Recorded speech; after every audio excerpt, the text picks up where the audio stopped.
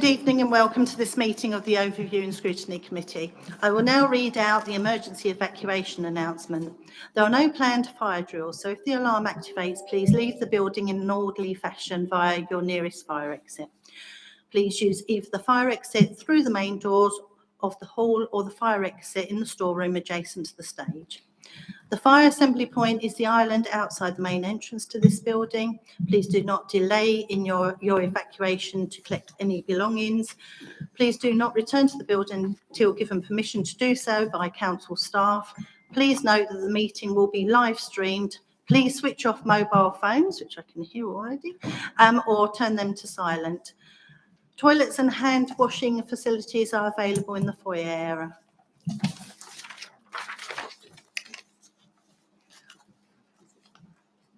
There are no members of the public, so I don't know what it is. Thank you.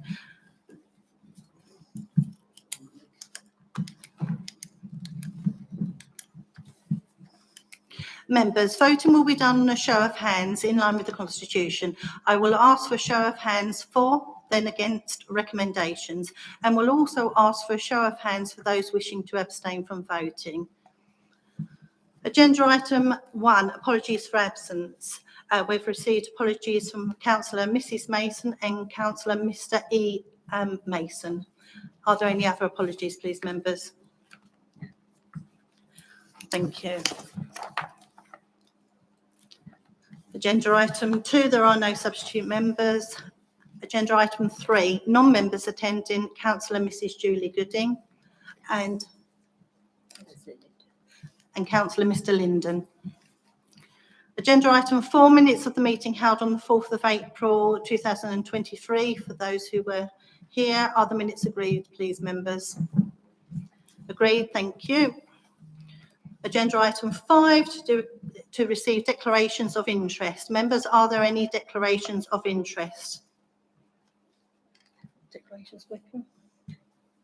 No, fine, thank you. Agenda item 6, the cost of living report. Members, I would like to welcome Bash Mahmood, I said that correctly, thank you, of Active Essex, Victoria Marzuki from RAVS, Rayleigh and Rochford Association of Voluntary Services, and Julie Sawford and Scott Williamson, who we've met before, from the Mega Centre, who have kindly agreed to join the meeting this evening. And welcome to Councillor Mrs Julie Gooding, lead member for Leisure, Tourism and Wellbeing, who is also present for this item.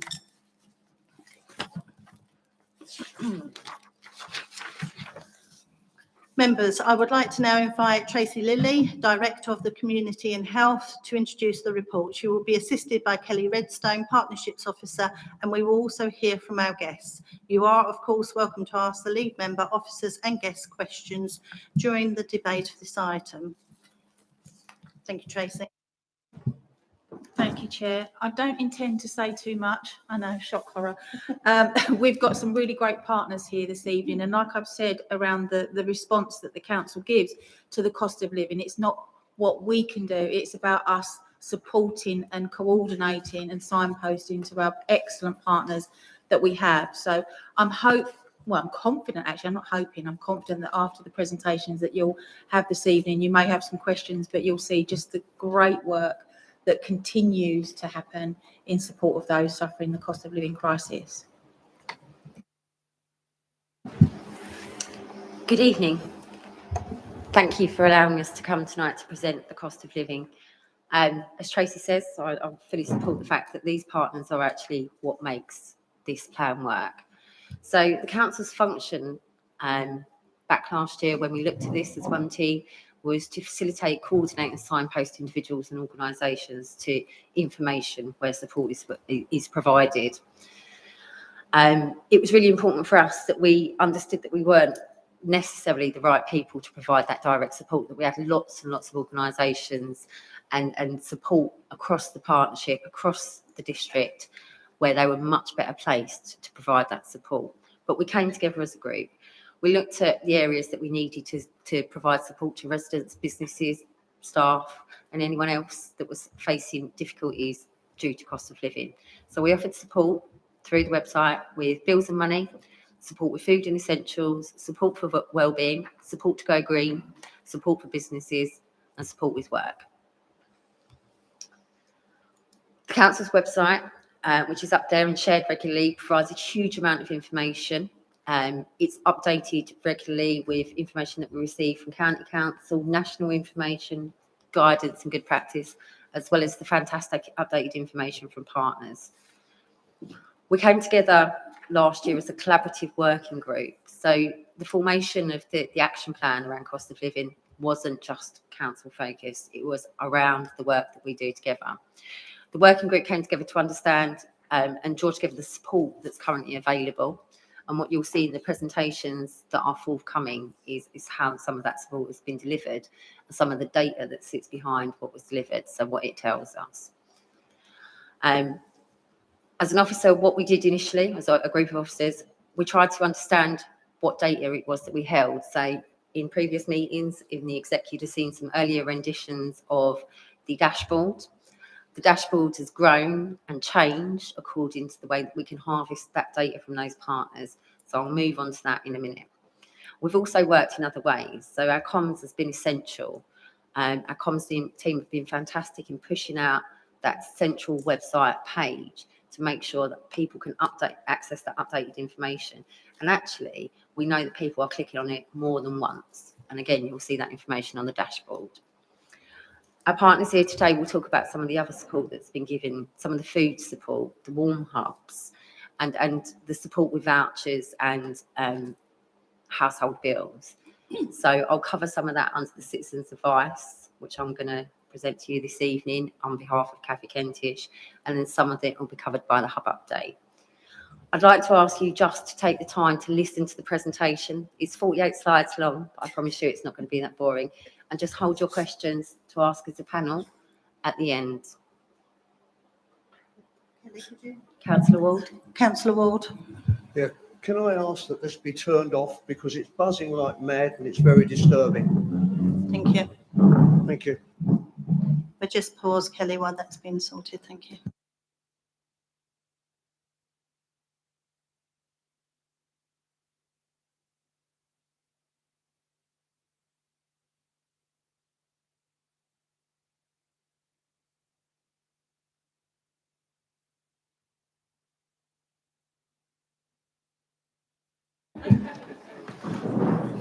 Thank you.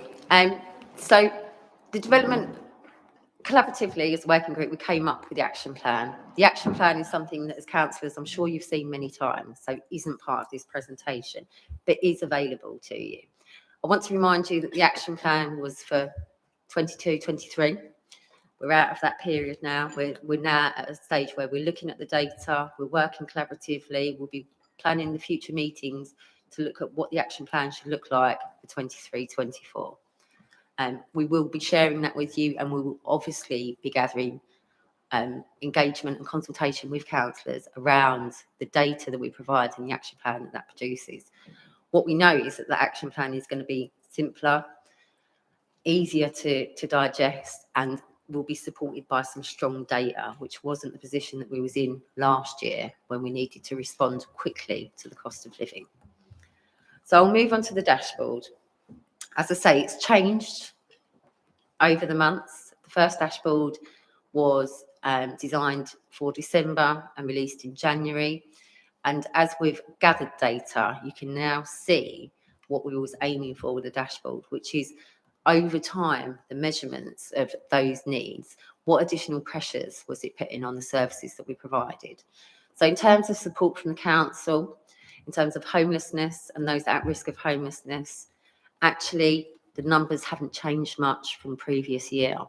This is really interesting, but not surprising given that we've been through 2 years of COVID previously, and we had a lot of issues and a lot of time to prepare around homelessness. So I think we can congratulate the housing team on the success of supporting those in need and for them not to get to the stage where they're homeless. In terms of the council tax reduction scheme and the discretionary housing payments, again, from the previous year, there was not a large upturn. So from 21 to 22 to 23, the figures are not that much different. In terms of cost of living related calls received by customer services, we asked them to record those separately. Customer services have been providing the web page details and supporting residents where needed to access that information. They've been really minimal, to the point that actually last month in May, the last month of recording, there were none related to cost of living. In terms of support from our partners, the numbers were higher because we know that they were the right organisations in the right place to provide that support. So from December going into January and into February, the number of people seeking support in crisis, the number of people seeking support for warm hubs, and the number of people seeking support for food banks has increased over that time. What's interesting is that we know that through the partnership work with the hub at the Mega Centre, that we've put forward that they are a really good first port of call, because they can enable all of our residents to access citizens' advice, to access RAV services, to access the HAF programme, the half-term programme. It's been really fantastic. We also know that the Mega Centre, the hub at the Mega Centre, has developed its relationship with the food bank, and that's now provided as a service out of the centre. And that means that we know what's coming in, what those crises are, and some of the content. So we know that on top of that, on top of supporting people through the food bank, there's been additional projects which Julie and Scott will come on and talk to you about later, which have been really effective, where they've requested money from outside, they've put in bids for funding and been successful. But I will not steal their thunder. In terms of communication, what we know is that our comms team have put out the information really regularly and has been absolutely fantastic in doing that. We know that people are clicking on to the social media across all forums, and that we are getting some clicks through to the site.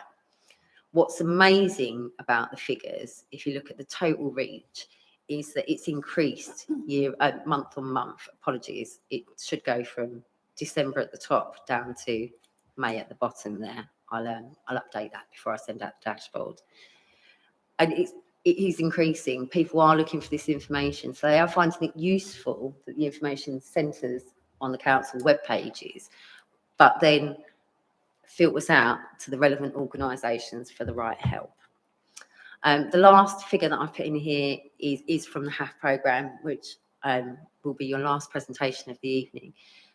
Active Essex have really come to the forefront in determining what might be needed by those most vulnerable in our young people. And the HAF programme, as you'll see, has had such an impact over the last couple of years, but particularly when applied to cost of living. And it's a reminder that the work that we do every day is part of cost of living. What you hear about tonight is not lots of new responses. It's the responses that partners are there to give. We're just coordinating the information. It's been a real journey, a real learning experience, and I hope that you'll give our partners some real accolade this evening for what they've achieved. So that's it from the council. What I'll do is I'll move on. Apologies from Kathy Kentish tonight. Kathy couldn't make it. She's gone off on holiday and left us for a foreign land. So if I just flick back, so previously on the cost of living, under support from partners, I would have pushed the figures together that I got from Citizens Advice, and you'd have known about people in crisis, how many people. It was just numbers. What Kathy and Citizens Advice South Essex have been able to do is to really drill down into those key statistics. So now what they provide for us, and what we've got for every month since January, is these sheets. So these started to come around in March. I was hoping to bring them to April executive, but couldn't quite crunch it down at that time. So this is probably the first time you're seeing them as it is. It talks about the number of clients each month. It talks about the issues and the activities. So if you go over to the issues, you can see there that benefits it's massive. You know, again, when we're talking about cost of living, we know that it's affecting everybody, but those that are actually seeking support are those that are most vulnerable. And as you look at the figures from January through to May, you will see that reflected in the Citizens Advice figures. It's also interesting. It gives you kind of the top benefit issues, the top debt issues, the age range that's coming Kelly, through. I'm just going to have to Sorry. interrupt you. Sorry, Councillor Ward. Thank you, Chairman. It would have been helpful if we'd have had, something in front of us, even if it had been sent to us so we could have seen it, because I can't see, you're talking of things, but I really don't understand what you're talking about. If you're referring to that, can't see anything. No. I have to concur with Councillor Ward. I had actually asked for the report to be circulated before tonight. So the slides have taken, apologies, the slides have taken some time to get the partnership information together. The slide pack is 46 slides long. What I've spoken to tonight is that they'll come out in the members pack this week. I need to upload them. I can't send it as an email, it's too big. But I am happy to share it, and I'll put my email address in there so you can ask any direct questions about any of the data that's in the pack. Members, are you in agreement that we just have the top line data tonight and leave the slides, because I'm struggling and I'm just here and can't read them? Once we get through the citizens' advice slides, they're actually a little less. Yeah, so these are data slides, and that is the issue with all data. It's never simple.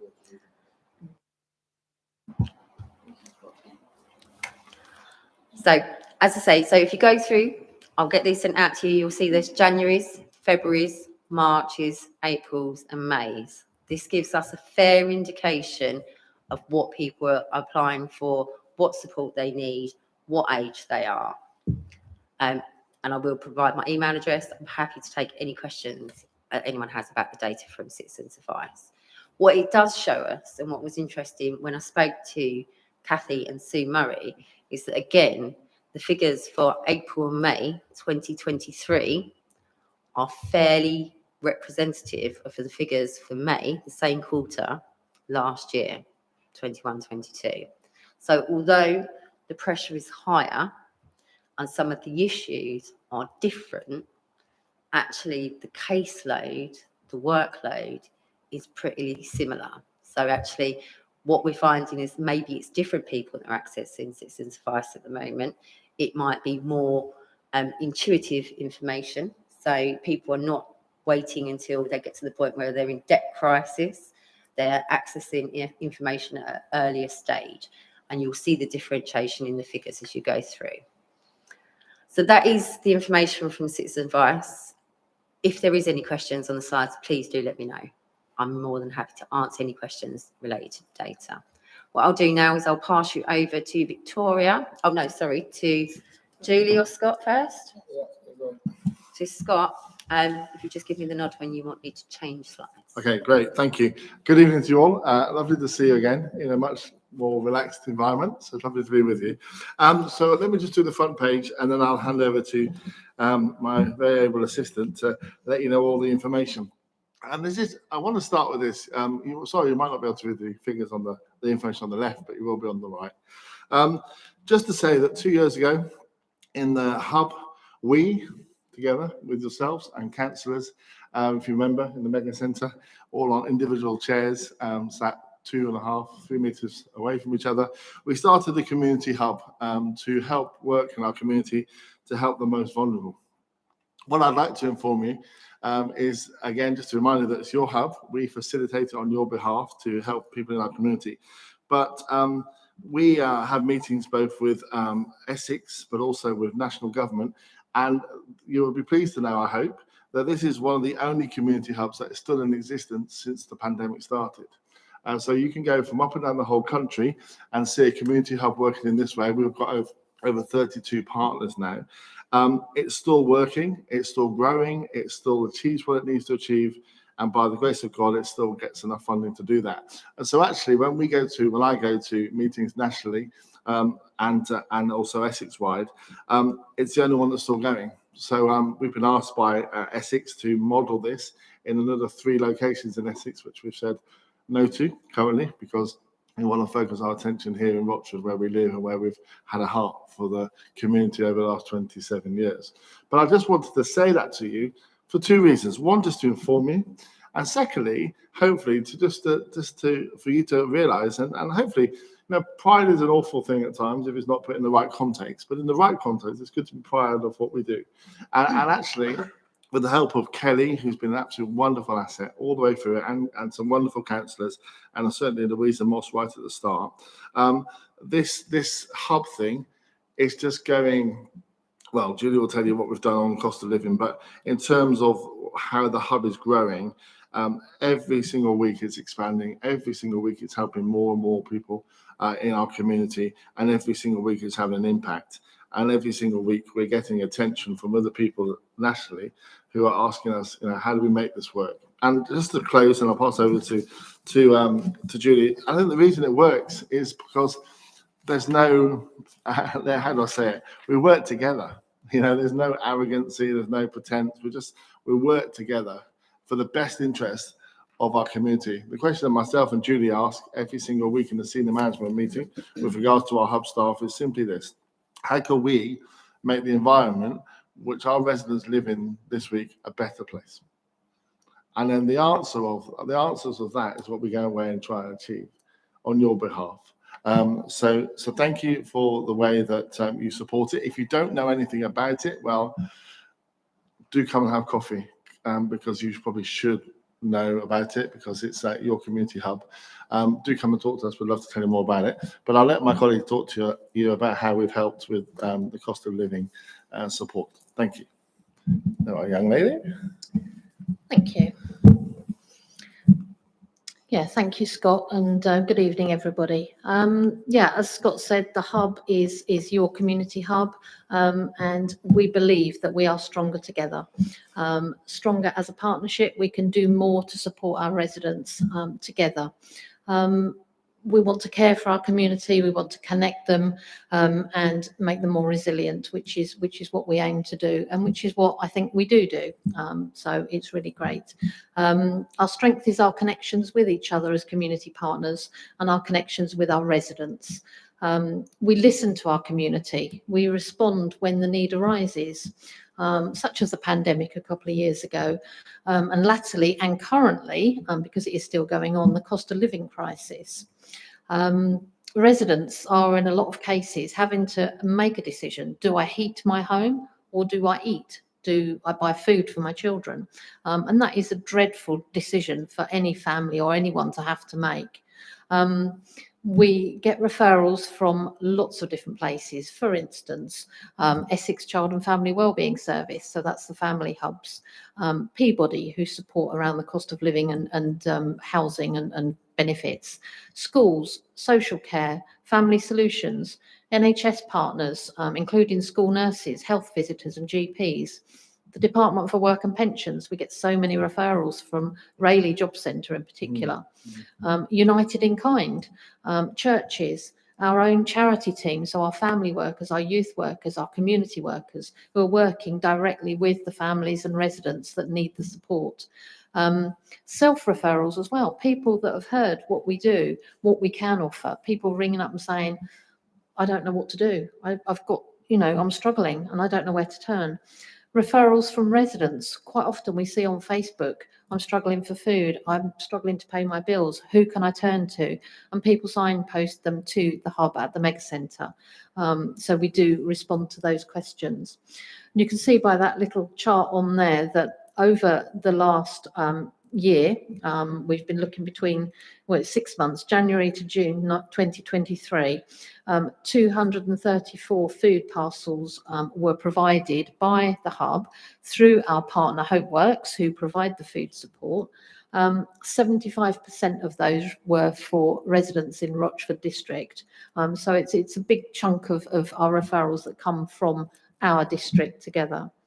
And the cost of living crisis affects us all, as the pandemic affected us all in different ways.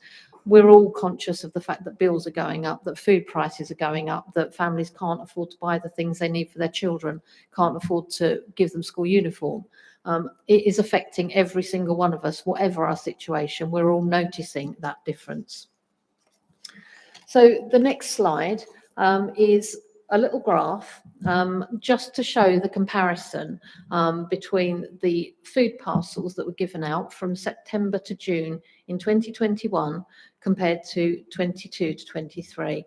So the blue line at the bottom is the previous year. So that stayed fairly steady, as you can see.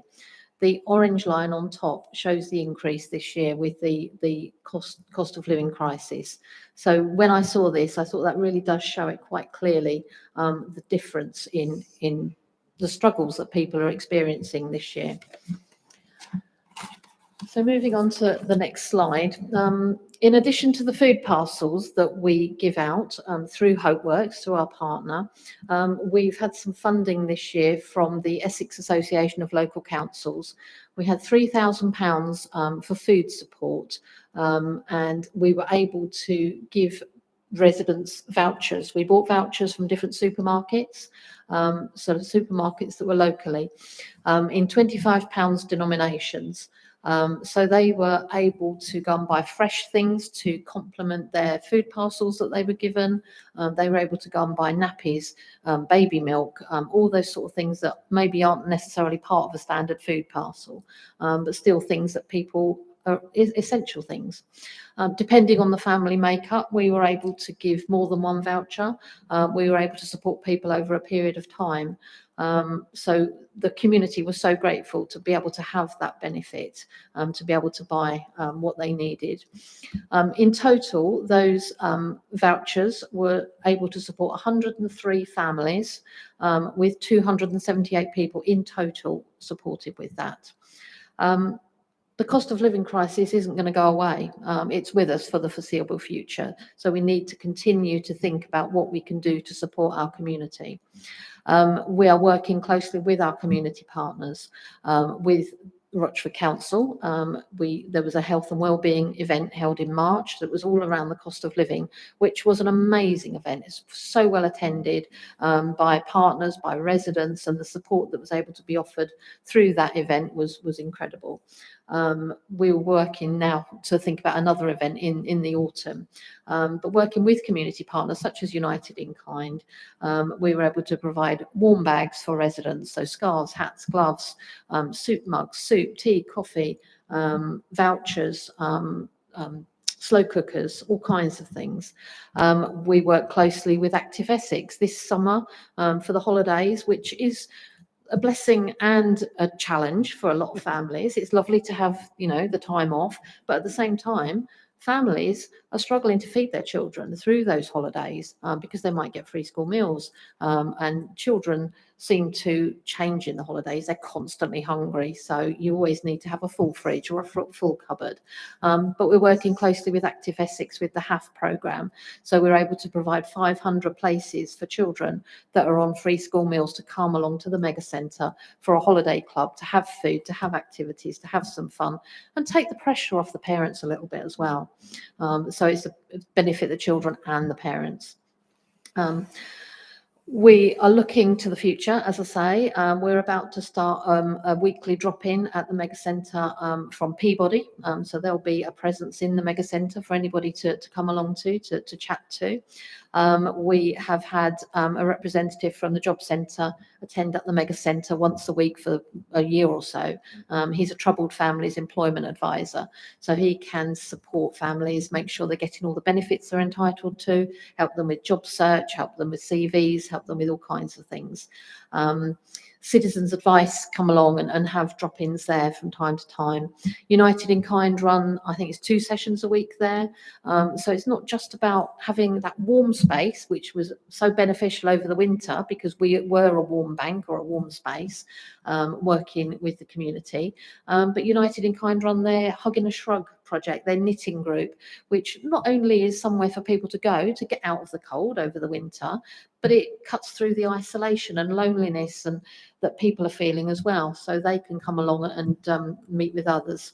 Active Essex, the library service, Essex Child and Family Wellbeing Service, the NHS. We're in talks at the moment working with Victoria to think about a community supermarket for our district.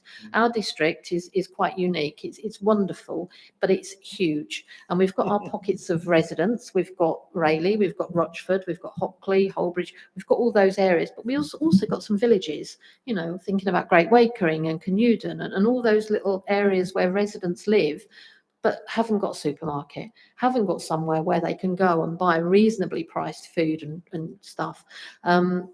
Community supermarkets are that bridge between having a food parcel and having that support to going shopping at Asda or Tesco's or Sainsbury's. It's somewhere where people can go to get some reasonably priced food.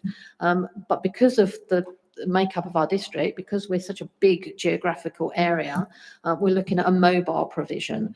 So a supermarket that can travel around and be a presence in a church hall or in a library or in a school or wherever we decide that is a good place. And we're looking for funding to be able to develop that. And we just want to continue to listen, to respond to our residents and to step up when there's need, and hopefully help with that. And my last slide is really just some comments from some residents. I won't read them out because you will be sent them, but it's comments from people that have said thank you, have said, I don't know where I'd be without you. And one person said to me, I'm usually the person who offers the help. Now I'm the person who's having to ask for help, and that feels very strange. But we are all in this together. We are all experiencing the cost of living crisis, whatever our situations. So it's about saying we do want to help and we understand and we will continue to help. Thank you. You can miss that slide, Kelly. It's fine. It's okay. Right. Now, thank you very much, everyone. It's really great to be able to come and share some of the support that RAVs gave to the community. We were pleased to be given £5,000 from Rochford District Council to support Warm Spaces, which was a national initiative started or spoken about by the delightful Martin Lewis. And we were able to fund 10 warm spaces, but actually 19 opened in all throughout the district. They were supported mainly by faith groups. They opened their warm space not as an additional project, but they sort of tagged it onto something they were already running. It wasn't just about people coming to a warm space because it was cheaper than heating their own home. It was also being able to connect them with services that they probably weren't aware of, being able to connect them with people and reducing isolation and loneliness. I'll be honest, was the uptake great? No, it wasn't. I don't think that although the initiative was very good, that people really didn't want to leave the warmth of their own home, get on a bus, walk down the road to somewhere else and then go home and reheat their home again. So, you know, there's loads of positive work. We have to try things. We don't get it right all the time. But the people that did attend, it made a difference to their winter. And our belief is if we helped one person, it was one person that wasn't lonely and one person that wasn't cold and one person that wasn't hungry. Sorry. On the next slide, I'll show you the poster, but most of the councillors were sharing the poster, so you'll know exactly what it looks like. The posts on Facebook were shared around 2,500 times a month, but December's post about warm spaces was shared 3,000 times. All the warm spaces offered free refreshments, and all of the warm spaces were operated by volunteers. There was no salaried cost, and I think, you know, that is a real dedication to this district and our community, that people stepped up when they were, you know, they were probably worrying about heating their own homes, but they stepped up to help others, and I think that needs recognising. All of the warm spaces except St Mark's Hall closed at the end of March, and most of them opened in October. And St Mark's Hall continued to operate twice a week up until the end of May. The team at Hockley Methodist Church realised that there is a need for community support in their area beyond the warm space, and they are currently working on a project to open one afternoon a week. And they're looking at a variety of speakers supported by RAVs, signposting them to contacts. The warm spaces didn't deliver value for money. And although valuable, as I said, to those that attend, I feel there is a more successful way to support our residents where we go to them, they don't come to us. And I think that is the future of warm space or winter support under cost of living in 23-24. It's okay to sit here and look back on what we've done, but I also think it's important to share with you some of the thinking about what we can deliver going forward. That means that we are seen as a responsive, reactive partners who are going to give our residents value for money. You have all seen this wonderful poster. It was shared wide, it was updated. I think I have to recognise my member of staff, Lindsay, who was on it all the time, updating it and literally making sure it was everywhere where people could see it. The other thing that we were involved in was over the last 10 years, every year, CVSs are given money by Essex County Council in the way of Warm Homes funding. The Warm Homes funding is to support, as it says there, warm bedding, winter clothes, winter coats, personal hygiene, household items, warm packs, etc. We worked with partners including Scarfed for Young Carers, Rochford Extended Services, local schools, and we were able to support Holkwell Baptist Church with household and bedding for those in temporary accommodation. As Kelly has mentioned, a number of people were housed in temporary accommodation because they couldn't pay their rent and various other issues. Household personal items for food banks. Food banks don't get donated. They get pasta, they get beans, and they get tins of soup, but they don't really get personal hygiene items or washing tabs. But it's absolutely essential that people remain clean and hygienic because it keeps them healthy, and therefore they then don't put a strain on the health service, which is already under enough pressure at the winter anyway. We were able to support with the funding 38 families made up of 53 adults and 67 children. We were able to support with school uniform in the form of clothes and winter coats and winter bedding, therefore improving the attendance of our young people at school. There is feedback from a local primary school and a local partner, which it really says that we make a difference. And obviously when the pack is sent out, you can read it at your leisure. There isn't a slide for this, but I just want to bring a couple of points to your attention. It's been said already, cost of living isn't going anywhere. We are now in a situation where cost of living has moved on from fuel to school uniform.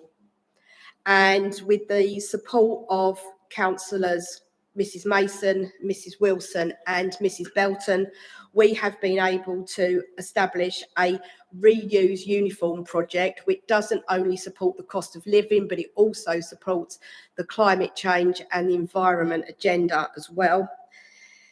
There was a national report that talked about the donations at charity shops. The donations at charity shops are down because people are now using selling sites such as Vintage and eBay because they don't want to give their clothes. They need the money for themselves. If the charity shops revenue goes down, it means that those charities can't deliver the support to people. It's the same with food banks. People are not going to donate to food banks because they need their food in their own cupboards. And the number of people that can volunteer is also down because people are back at work or they're now doing childcare so that their children can go to work. It sounds it's all bleak, but it's not. The tide is turning. There is a light at the end of the tunnel, but I do believe that we've got probably another 18 months to 2 years before things really start to pick up.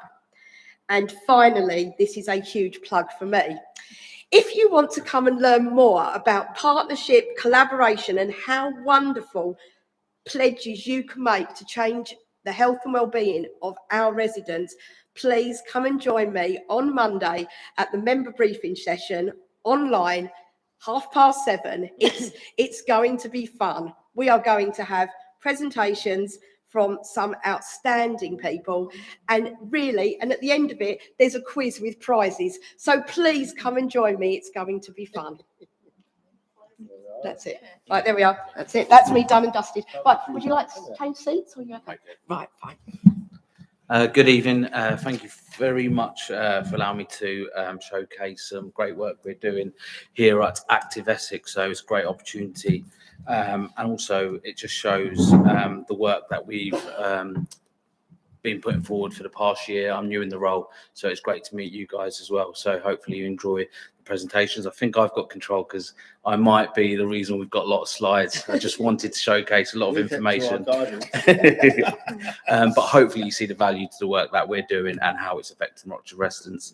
So the programme we're delivering is the Essex Activates programme, which is a funded programme from the Department for Education, which we are managing and in charge of the delivery in the place. We're a very place-based organisation, and what we're doing is working with the communities in Rochford to build that community resilience. We're not here to deliver it ourselves. What we're trying to do is provide that organisational development, and the programme is in place till 2025. And we'll be delivering in Easter, summer, and during the Christmas holidays. From the successes of this programme, we've actually been awarded funding to deliver this on the half term. So we've seen the rise of cost of living and how this programme is reaching out to communities further and further each holiday period. The core offer of the programme is 4 hours of delivery, 4 days a week, 4 days in Easter, 4 weeks of summer and 4 days of Christmas. So that is the programming of the sessions for providers to be engaged with and delivering. What we do as Essex Activate, we've got a staff team behind us, and what we provide for the clubs is themed resources that we look at every holiday period. The main offer of the programme is physical activity because we want kids moving, providing enrichment opportunities for the children, so it's not just purely based on physical activity. And what they will also receive is a tasty, nutritious meal as well during that holiday period. We will educate them through nutritional education so they can continue to live healthy lifestyles. And what we do will be mentoring, support and signposting for the whole family as well through other organisations that we work with. So they may not just stick at the holiday club, there'll be other organisations within Rochford that can support their children. At the end of the day, we want to create a legacy with those young children and families. We're not just a typical primary club. What we've done is we're quite open. We do primary, secondary. We have mental wellbeing sessions in the place, and we also look at SEND provision as well. So we're not just typically delivering primary sessions. So we are quite diverse in the offer compared to the other areas because it is a national programme. The SEND offer, the way we run the programme, it's low-level SEND to high-level. So there are clubs that will take one-to-one and complex needs. So we've put those measures in place and allowed funding for organisations to apply for that high-level need if needed. We have worked with WAND e-vouchers, which is a system to ensure that we are achieving the right reporting, monitoring, evaluation and reaching out to the right demographics.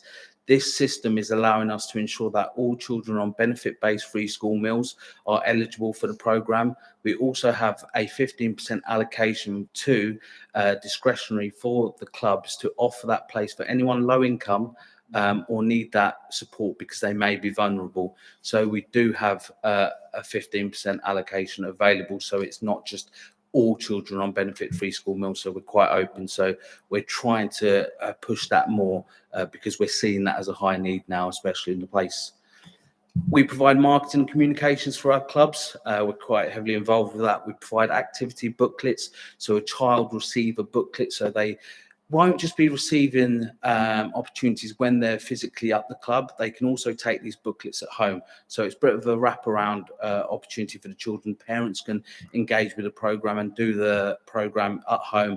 There's opportunities for them to do arts and crafts. There's some affordable and free activities that we ensure that is mentioned in the booklets for families to be involved with.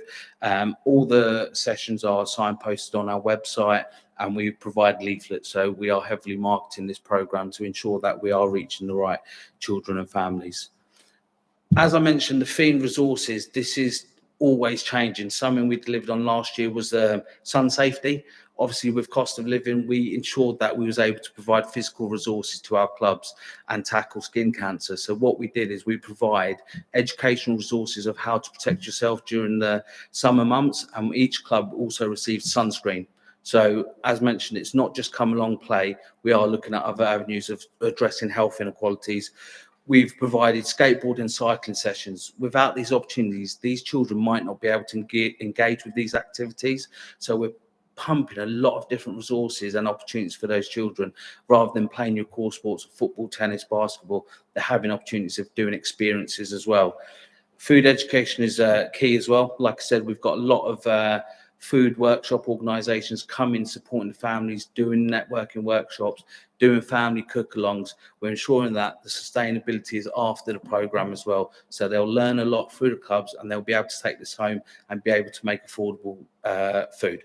And recently, we've just been engaged with Data Bank. So we are now looking at providing SIM cards to the eligible families to tackle data poverty. As you know, this day and age, this phone contracts pay as you go is quite costly. We are providing 20 gigabytes of SIM for 6 months, 40 gigabytes with talks and calls as well, as part of the package. This will obviously address people finding jobs, supporting their children with homework. So you can see there's more theory behind it. It's not just giving out a SIM card. Everyone these days, they need to go online to make an appointment with a GP. So it's tackling those little digital inclusions. So we provide a lot of themed resources, which is out the physical activity spectrum, and it's completely based on cost of living. So that is a mix of what we do as the Active Essex team, and the children and families and organisations will do more of the delivery programme. So we're here to support and manage that programme. You might think, oh, it's great, they've received a lot of money, but there's a need for it at the end of the day. If you look at Rochford as a borough snapshot, the amount of residents claiming out of work benefits has increased to the highest level in 5 years. 1,560 children and young people are recorded as being low-income households. So you can see there's a need analysis to this. It's not just the fact the Department for Education have given us money. We've got a good set level of mapping here. Once again, you'll be able to gather more of the data insight that we've researched to ensure that we're doing the programme for the right reasons in the place. What I'm going to show is a video, so hopefully you enjoy it. This is the shortest video out of all the ones we do, so please do relax and enjoy some of the impacts through a video before I go into a bit of the rich data, so you've got a bit of a breather. It'll take a while to refresh.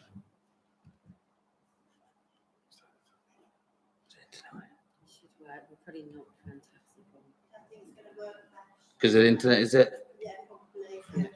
What I'll do is I'll share onto our table the links to the videos as well. There'll be quite a few. Oh, there we go.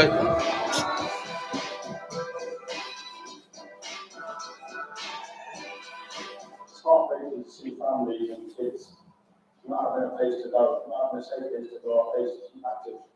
So I think it's fantastic and wonderful that Active Essex are solving that problem. The Essex Activate programme is a summer camp scheme which enables youngsters to come along, meet with their friends, try out new activities, have fun, engage in positive sports, and also have a hot meal when they're here for the day. I was very excited to do all this as much as I can because I can't really do any of this at home. It's great because it just gets you up and going and gets you up with friends here. You've got to remember, a lot of parents go to work and their children need to do stuff, and someone can't afford to send them to clubs. This gives them a fantastic opportunity for their parents to go to work and know that their child's safe. I'm really proud of the sheer scale of what's on offer this summer, nearly 300,000 sessions available to children across Essex. And it's not just for mainstream children, it's a special SEND offer, and we're also providing a dedicated mental health and wellbeing offer to make sure that we can give families the maximum support that we can during the summer holidays. Since we've been out of college, it's been really good to play with my friends and a lot of other people. It's really nice because we usually only have sandwiches, but now the food has changed and I hope it's like a kid every day. I think it's such a great idea to have the community come together, especially social side, physical side, mentally, that it all comes together and seeing the kids happy and playing with each other, trying different things. It all helps out. It's an opportunity for everyone to come along every day, get involved, have a healthy lunch, and be part of something.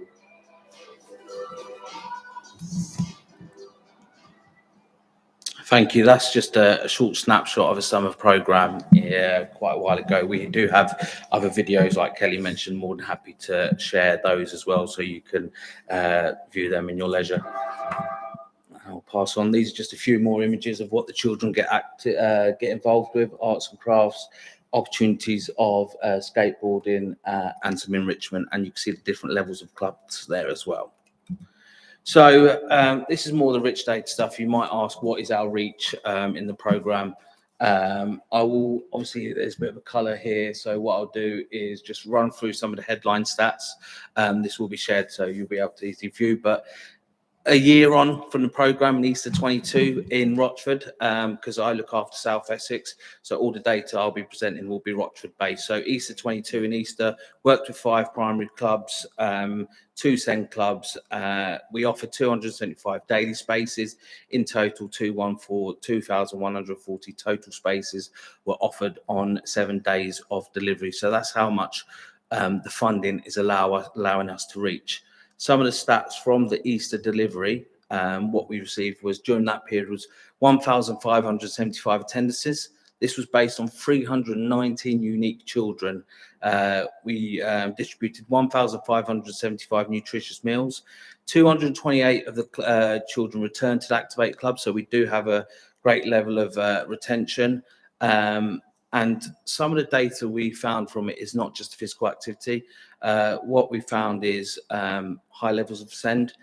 Parents were able to send their children to a locally trusted organisation where they felt confident that they could leave their child to engage in enrichment, physical activity, and also it increased the parents' mental well-being because it was an opportunity for them to have respite, not childcare, but as an opportunity of respite. So they're the level of clubs that we provide through our SEND. This is a breakdown of some of the stats and more data, more based on the lowest super output areas. So what I've done is we've mapped it, the provisioning, what's happening in each ward, in each locality.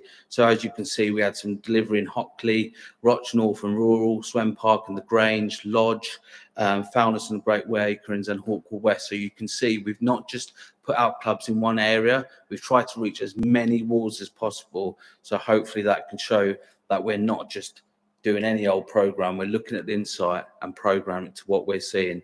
And that was our Rochford Easter delivery. And this is more of an overall, during the whole programme, just so you know a snapshot, we engaged 319 in Rochford, but the whole Essex programme engaged 6,017 unique children. So we've got a big reach on the programme.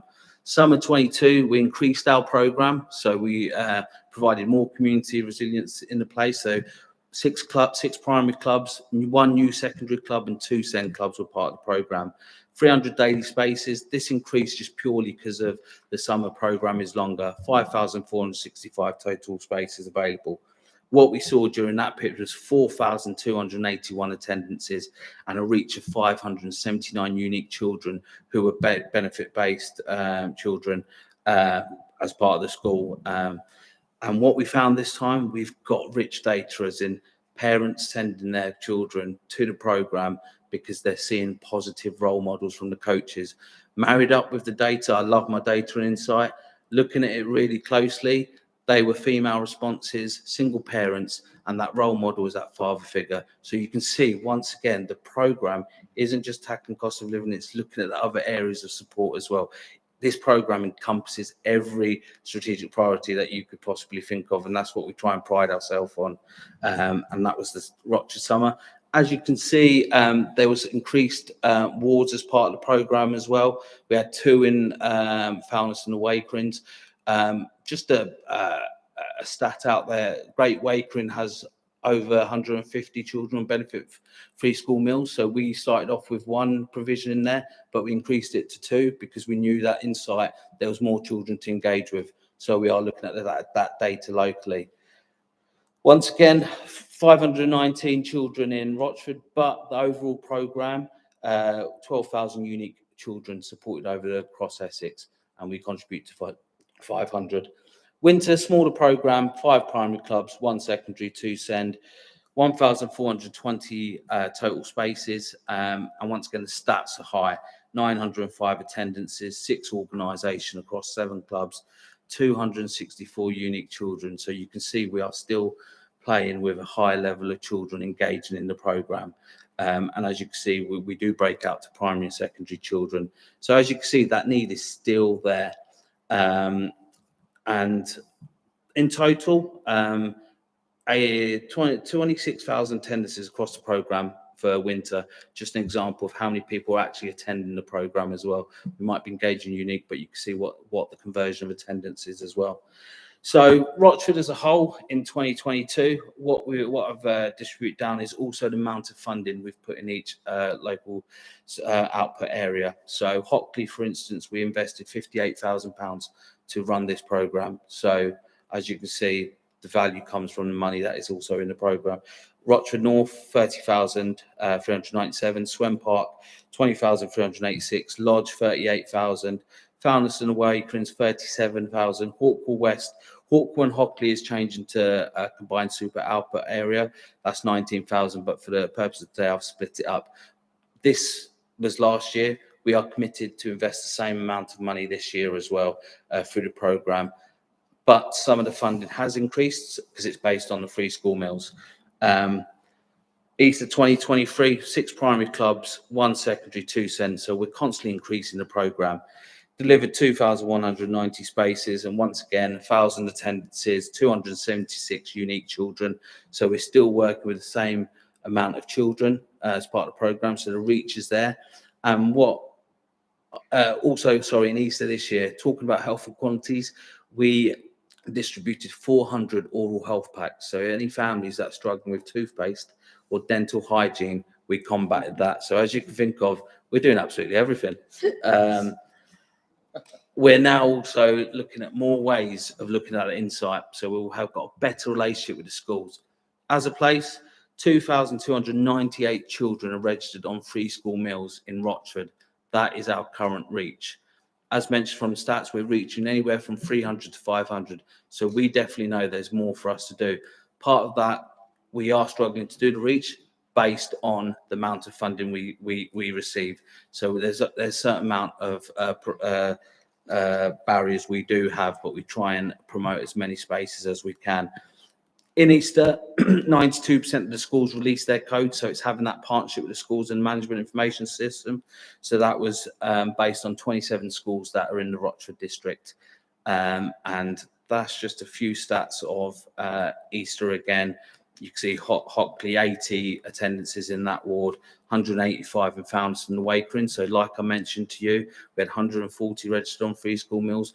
We've got people coming out of the wards going to that provision because they might prefer that as well. So we are providing the right amount of reach to the children. If you don't mind me interjecting, Sure. I think our councillors will be able to ask some more questions if Sure. that's okay. Yeah. And I have to declare an interest, members. Active Essex wasn't actually on our guest list on our agenda. So I'm declaring an interest because I'm a trustee with ATF. Oh, okay. All right, thank you. So, members, we're now going to, first of all, we have a report in front of us and we will ask questions to the report first of all. So that's item 6. And then we will go on to have a chat with our guests around their projects. So have I got any questions? And when you do raise them, could you please refer to what page number and which item, if that's okay? Thank you. Councillor Cross. Thank you, Chair. My question relates to page 6.1, item 1.1. Rochford Council's focused on 6 key themes, which are all mentioned there. My question is, what communication methods were employed, and when were those communication methods put into action? They were put into action straight away. So one of the things we did is, like I've said at the very beginning of this evening, it's not what the council are going to do, it's about supporting and signposting. So the website was put into play from the very outset. And what we did, we developed a By Your Side campaign, which was not just, because we're very well aware not everybody is digital. So it needs to be in printed format. We worked with our partners. So it's about getting the information that residents need at the first point of contact. So that will be at our warm hubs or community groups and mega centre through RABs. So it was set up from the very outset. And I think the By Your Side campaign ran until February. And that got national attention, actually. So it was very well received.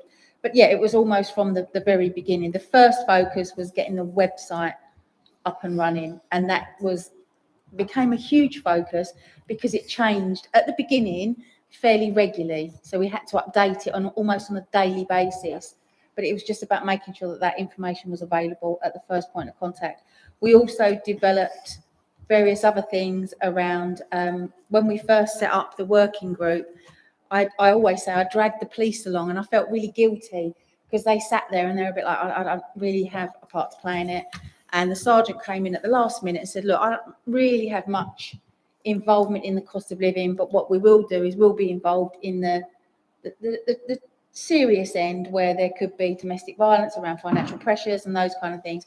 It would be really helpful if we had something that we could give to the residents or show a QR code on their devices that they take out. So we developed that as well. So that was something unique to us, which was really, really well received and used by Essex Police. Thank you, Tracy. My question, I'm just trying to tease out really what was available to aged population, people that could barely afford to pay electricity bills, for instance, let alone have internet connection. So a lot of the medium does seem to be digitally based, and that's admirable. But when we had the webinar in September last year, I believe I mentioned what was actually going to be printed matter and delivered, to every household, really. And did that happen? Turn yourself off. Hey? Oh, well, yeah, I've made it very clear, and I will make it very clear again. Everything we put in printed format is out of date from the moment we put it, and everything we give out will direct people to a website. So actually, it's not about, and I've resisted this in Brentwood, and I've resisted it here. We need to make sure that the residents get the support and the help and the advice and the guidance at the first point and the easiest point. To put something through somebody's letterbox would have just included a list of websites what they can access. So what we've done is we've worked with our community groups so that when, and sorry to be emotive, when Betty goes to the Hug in a Shrug, she can get that information and advice in person, because there's nothing better than that in-person advice. And it was about making sure that the campaign reached those through the social media mechanisms that we all have, through word of mouth, and encouraging people to speak to their neighbours and giving them that advice. And like we said on the webinar, there are people out there that have access to the internet. If you bring Betty over for a cup of tea and you can access the website, then you can help her through that. So it's just about making sure that that information is available. And unfortunately, all of the information that's out there is digital in the sense that they can access websites. So I didn't see the relevance of putting that in a printed format. It's about going out there and having a whole raft And I think we've got a 50-point action plan, a whole raft of mechanisms where we can do that through our partners. And one of the things that we've developed in partnership with our partners is videos and bits and pieces like that we can send out through our social media networks that people can then watch through various different devices. But yeah, it's a moving feast, and I'm always focused on delivering what the community need where they need it, rather than just ticking a box and getting something through somebody's letterbox, because that doesn't necessarily achieve what we want to achieve. If you, it's Tracy. okay, we're going to come back to our guests afterwards because we've got to talk on the paper at the moment. Thank you, Victoria. I'm just going to follow up on Councillor Cross's questions. When we had the start of COVID and the Rayleigh Hub was opened up and you used to have the call centre there was a house-to-house leaflet drop. That worked. Okay, so there is still a place for leaflets. Now, I'm referring to page 6.11.2 around the website. It actually says that it's updated weekly. Now, my concern is I actually went on and tried some of those links. One of them's got information from 2022. I found more current information on the government website, which would be useful for our residents. It included around the 10.1% increase to state pension, and also the amount that they're giving for people with disabilities since April 2023. The Warm Hub information on there was not correct, I'm afraid. And with the food banks, it would have been nice to have seen some cross-border work. Some of our residents live so close to Southend that it's quite useful if they can have the information of those, if they're on a bus route or something like that to get to. So that's just a little bit of feedback for the website, please. If I could, Councillor, can I just come back on that point? What I would say is this isn't, that we have a very, very small team.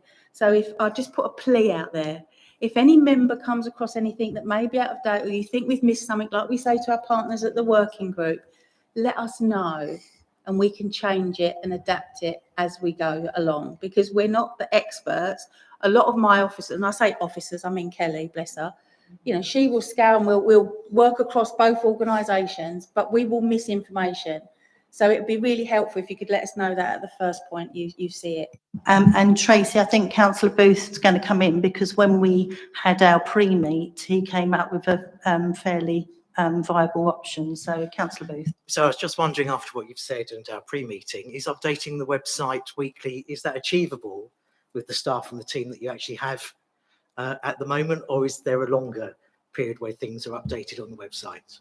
So the website, apologies, the website is set up to link you directly out to what we understand is the most relevant information. That is information that sits on Citizens Advice, it sits on local government web pages. We don't get given the nod when that information is updated. So it is really a cluster job of going through the links and doing it individually. And as a single officer, there's not enough resource for us to do that weekly. And that's because we have different issues come up at different times. If you do come up with relevant information, I just want to support Tracy's plea. Please send it to us.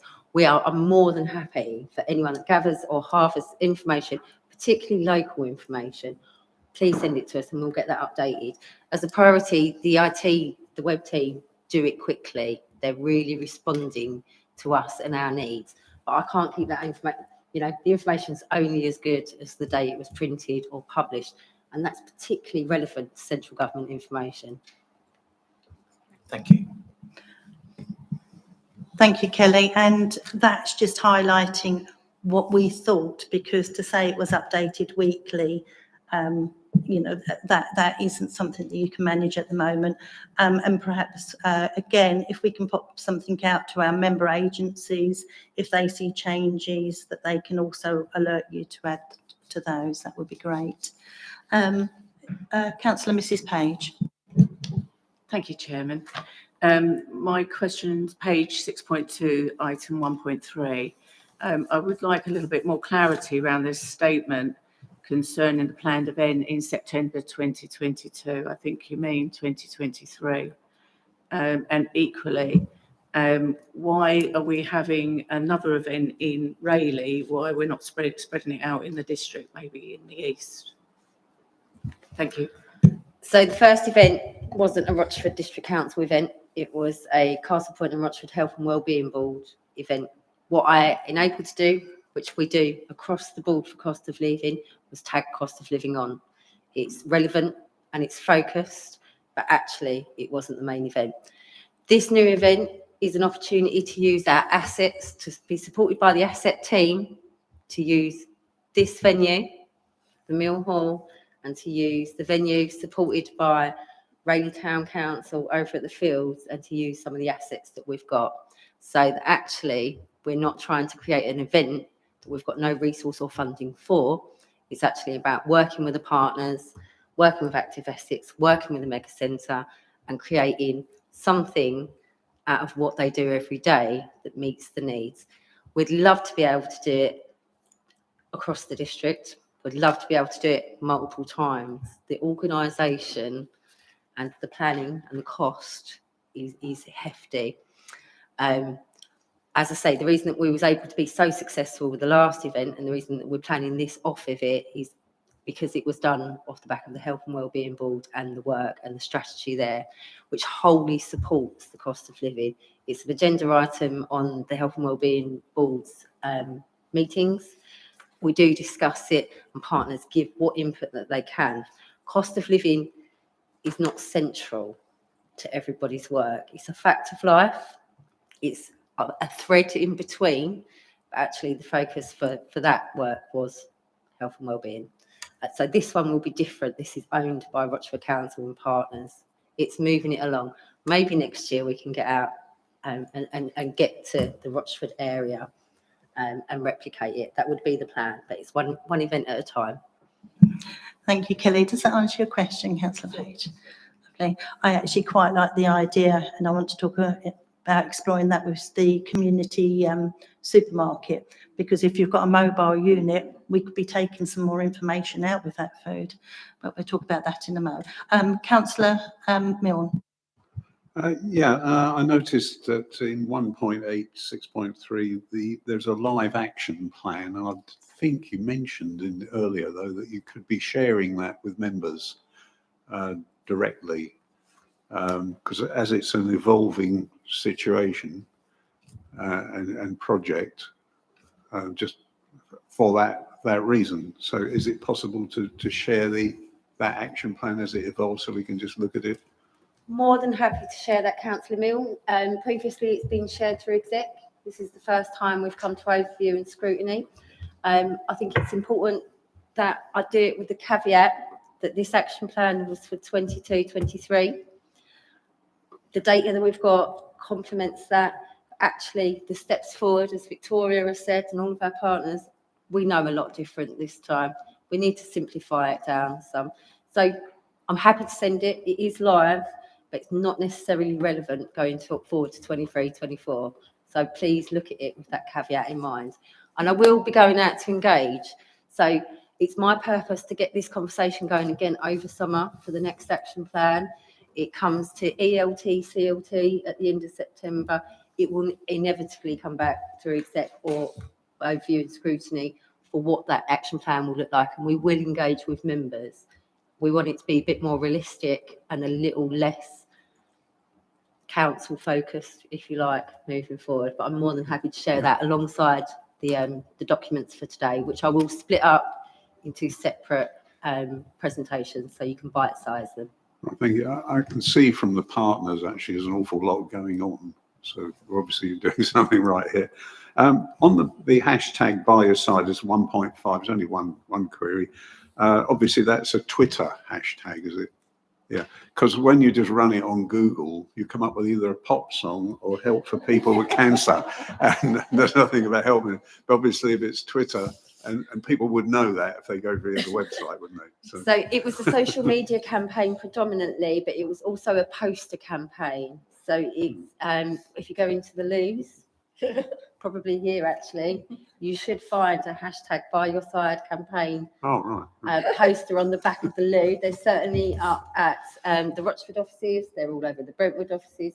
So what they were was one of the tools out of the toolkit. And that toolkit was shared with all partners. So we wasn't just sharing that. It wasn't just on social media. They were printed up. They was displayed in partners, organisations. And that's where the comms becomes versatile. So we produced some comms, but actually the network took the message. Yeah, forgive me for that, because I was just looking at it from the point of view of a dinosaur, trying to think what it was. You see.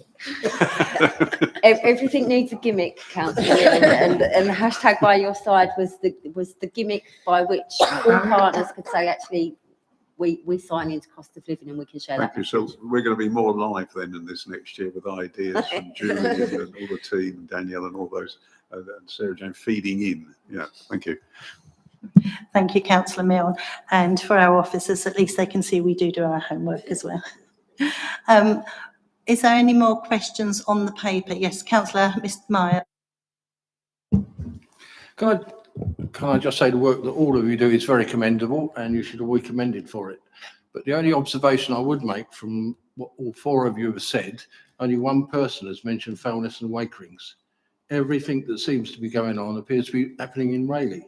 And if people can't get to Rayleigh, then there doesn't appear to be much there. Is that a wrong observation, or can you actually? Okay, so do you actually know what percentage of your people you help come from outside Rayleigh? Councillor Mr. Myers, if we can just hold those questions so that we can go individually to each partner rather than put them on the spot. Is that okay? Yep, no problem. Is there any more questions on the paper? Councillor Mrs. Payne. Yes, it's page 6.3, 2.1. Can you let me know what the budget is, or let the committee know what the actual budget is? Do we have an idea? No. There is no resources. Here we had £5,000 from the leaders pot, which was given directly to RAVs for warm homes. There is no additional resources from Rochford District Council perspective put towards cost of living last year to facilitate this work. It is out of existing budgets on your existing staff, which would be me, one full-time officer, which deals with health and wellbeing, and a lot of support across the council to try and coordinate the data. So I understand that the dashboard wasn't perfect. We could ask a million things from it, but actually it's the data from the officers and the work that we do. I want to be aspirational, and I hope that with your help, we can do that. I will make a point. So we've just done the voluntary sector grant process with Councillor Gooding and an independent members panel. That decision should come to the next executive, but one of those bids was around cost of living. One of those bids was made by the Mega Centre around cost of living, and £1,000 grant will be going to them specifically for cost of living work out of the voluntary sector grants.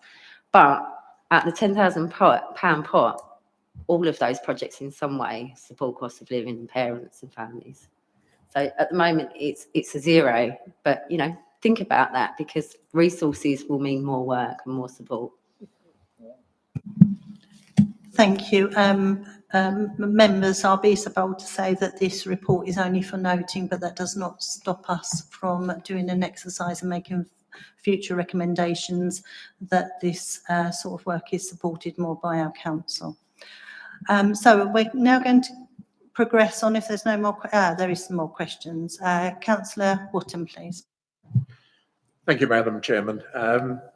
On the particular report 1.1, the 6 bullet points there are very helpful, but I think we've alluded to 5 of them this evening.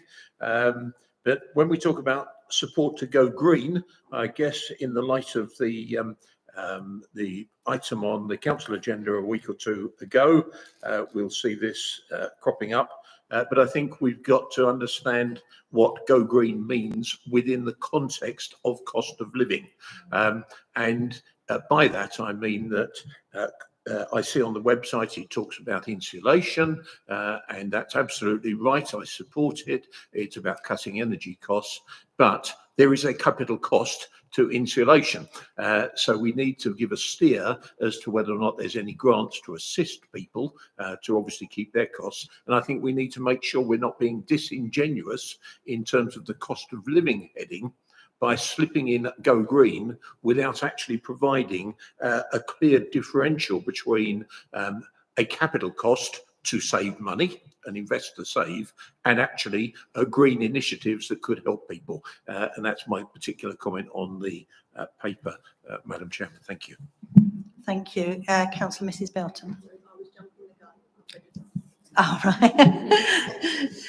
In that case, I think if our guests are happy, do you want to do this en masse, or would you like us to ask you all individually? Yes, en masse. Right. So there we go. In that case, our first question will come from Councillor Mrs Belton. Thank you. First off, thank you for the presentations. It was a reminder of the great groups we have in the district and how lucky we are. Scott, you mentioned pride at the beginning. I certainly feel proud to be part of a council that has been able to support groups over the last year and years prior to that. And I hope that, as Councillor Page mentioned, that there'll be budgets coming forward to support more of the good work that you will do. So a few questions, and they're collective, not for anyone in particular.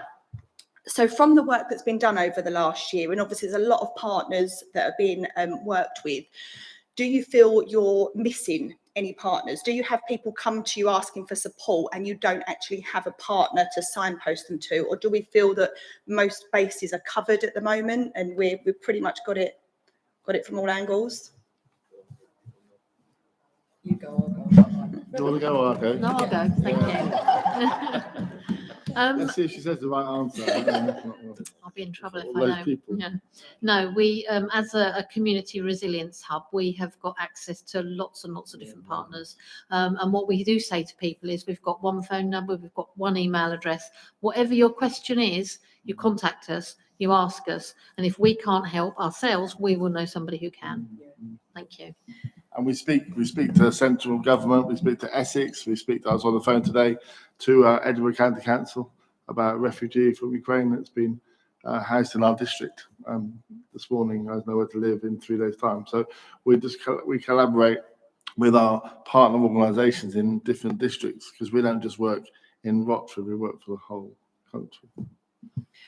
I'd like to add that our partners are not just the solution. They make solutions. So those gaps that do come up, and I think that cost of living is where they've stepped up. But if we go back to the hub and the COVID response and remind ourselves that the hub is a collection of over 30 partners, if there's a gap, we are little Rochford, but we are small and mighty, and they will do their best to support those needs. It might not be a service, it might not be a full package of support, but there's no one left behind, and I think we can commend the partners on that.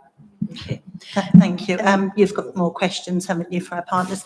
And if it's okay if our partners answer those questions, officers, thank you. Thank you.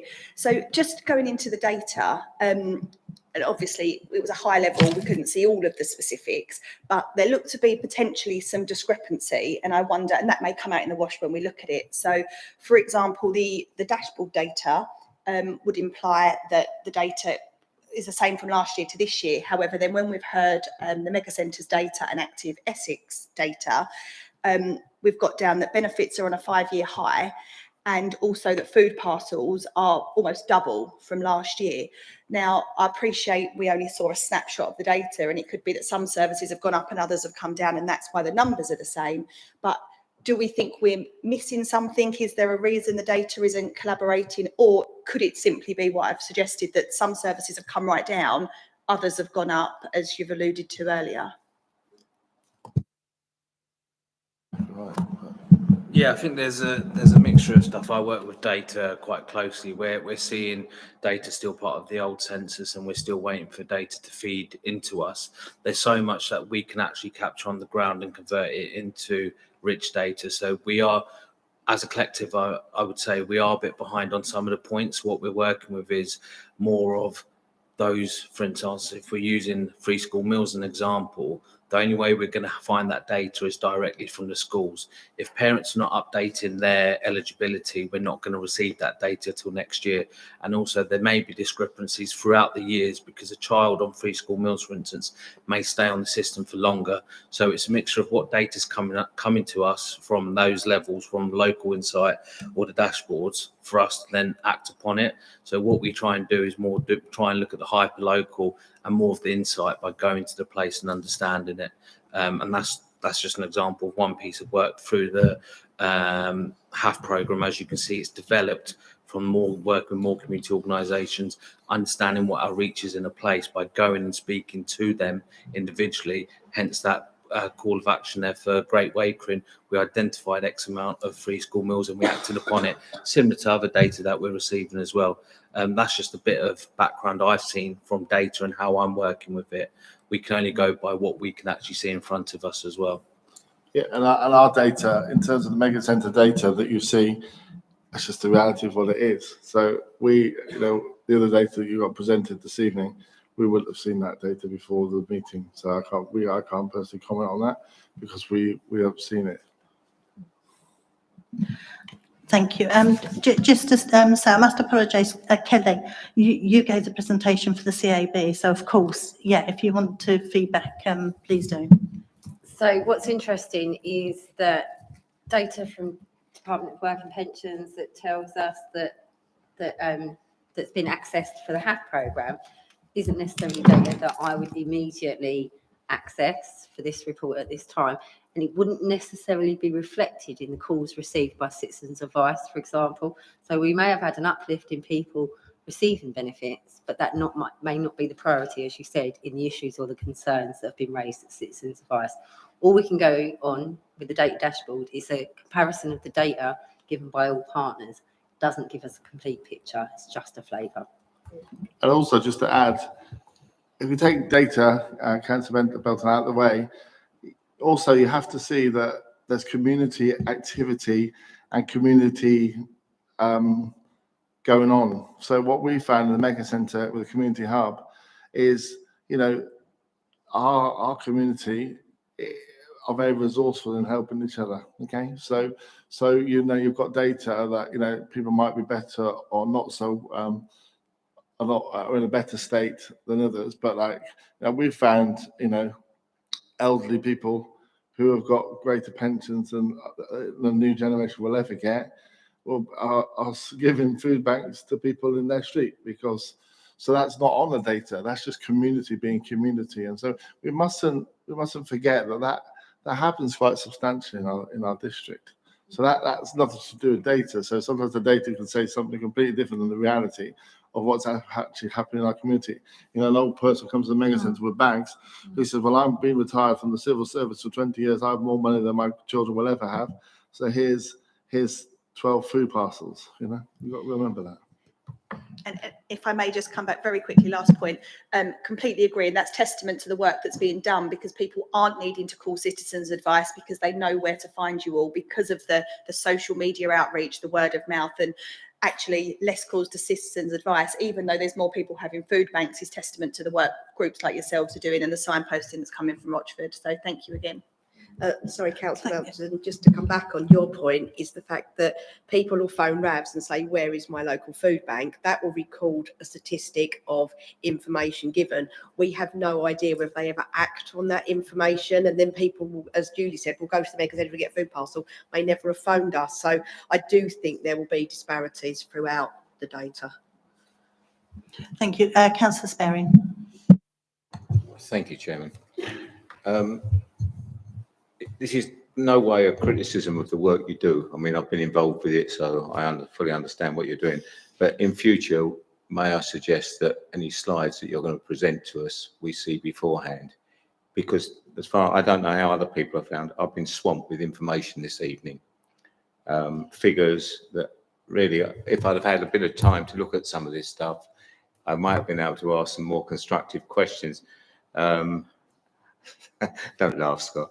But the one thing that did stick out to me about loads of other aspects, you've highlighted, I think, 6 areas where you utilise your sites during the school holidays. But I don't quite know how you've done this, how you've picked these. Are you going to use the same sites in future, or are you going to move them around to other wards? So we run a procurement process. So any organisation across Essex can apply to be a holiday activity and food club. They go through scoring, and then what we do is we look at the data sitting behind it. So it's actually based on how many children on free school meals at that place for us to mobilise a club in that. Obviously, the clubs that we would like to see are your trusted location, like school settings. So they will always remain, but there are also opportunities for communities to go in different places. So what we're trying to do is not have too many clubs in one ward or one area. We want to see more applications and try and direct more children, more families being signposted to one area. But equally, if organisations not coming forward to deliver, we do have a struggle, but then that's where we are building that community resilience. Some of these clubs are actually delivering at 2 locations, and we've gone to them and say, look, there's a high level of need in this area. Is there an opportunity for you to deliver a programme for that? So, for instance, Castle Point and Rochford School Sports Partnership, they're a trusted organisation. They do a lot of work in schools. They started off in Castle Point. Now they're in 2 locations in Rochford from the data we're seeing of how many children are based on free school meals in that catchment. So we try and ensure that there is a club in the high levels of need area. Same with Great Waker as well. We have 2 clubs in there because we've identified there's a high need in there. So we try and put that data in front of them, and they use that to apply as the programme. So every year or every half term, there could be new providers coming forward, and we'll work with them to expand. And like I said, we don't just say, here's some money, go ahead and deliver. We provide training for the providers as well. So we're building their organisation to have more staff that could deliver in more locations. So we're always looking at different areas based on the need that we're seeing. Thank you very much. Thank you, Councillor Sparing. I'm mindful, members, that we have got a long agenda and we're only on agenda item number 1. So if we can keep questions succinct, that would be brilliant. Councillor Ward. Yeah, it will be succinct, actually. I was very interested in your idea of wanting to have a supermarket where it could be for the community. Now, I know in Suffolk, this is something that will give you a bit of a headache, but I'm sure you personally, Scott, will really want to have a go at this. The farming community actually do get together in Suffolk, and it's quite amazing because there's a place called La Hogue, which is on in the Elvedon estate. And within that, they have this massive supermarket, which is provided by the community. And people go there in preference to any other supermarket because the food is a lot cheaper, because it cuts out the middleman totally. It's direct from the farmers. The farmers like it because they're actually putting into the community. They actually get more out of it themselves because they're robbed by the supermarkets, basically, and they prefer it. What was interesting, again, this refers to something that happened a couple of weeks back. We had an application that came through which would have allowed sheep to graze under solar. And I saw this quite often in Suffolk.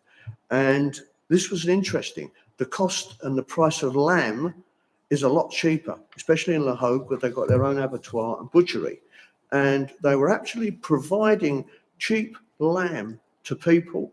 It was fantastic. And, you know, this was an opportunity that we may have later on. It's going to be difficult to start up, but maybe, Scott, with your entrepreneurial skills, you may wish to look at something like that in going to the farming community and start sorting something out. I've got a 200-foot garden and I've got llamas in it already. I think, you know, all I can say is, you know, in terms of the community, a great idea. We're just about to purchase a van at the mega centre, and we're already talking to partners, aren't we, ladies, with Life Church and other partners about, you know, this going around this community van with stuff in. Yeah, but it's an interesting idea we might look at. Certainly, well, something to look at. But like I said, I've got the llamas in my garden. Don't tell Rochford District Council that they're in my garden in Rochford, but that's fine. Thank you. Members, anybody else indicating to ask a question? Yes. No, I've got some questions as well. Just to respond to, sorry, councillor, I can't see your name. Sorry? Myers, Councillor Myers. Are you friendly? Do you call each other by your name? Anyway, never mind. Just to say, in terms of the flyers, we know because we were involved in it, they went to loads of doctors' surgeries all over the district. I know that because my wife's a GP, and I know that because we delivered lots of them. In terms of the food bank, just in the context of that, don't forget that the organisation that we facilitate, the hub, we don't just work in district, we work in the community. So we work with Castle Point, we work with Southend, we work with Thurrock, we work with Basildon. So in terms of the food bank and the food bank provisions about Essex, we all talk to each other all the time. So our food bank at the Mega Centre at the moment is really, really depleted because we support Canvey as well. So we all talk to each other and have conversations often about how we can best support each other. So for instance, Canvey's having a really big surge. Okay, let's all go into Canvey because our suppliers are getting outdated in our food bank. But the following week, we're having a big surge and stuff. And then just finally to say that the people that work at the hub in the Mega Centre, we work all over the district. So going back to your point about Great Wakeman, we're just about to extend our charity staff by 4 in September, which is great because the business is doing so well. And we work in Great Wakeman. We've got statistics, we've got figures because everybody that we work with tells us who they are. But also, we also work with partners in Southend who say, when we talk about something in Great Wakeman, we often say to them, look, we're here. You're there, you're in Southend, can you resource that family?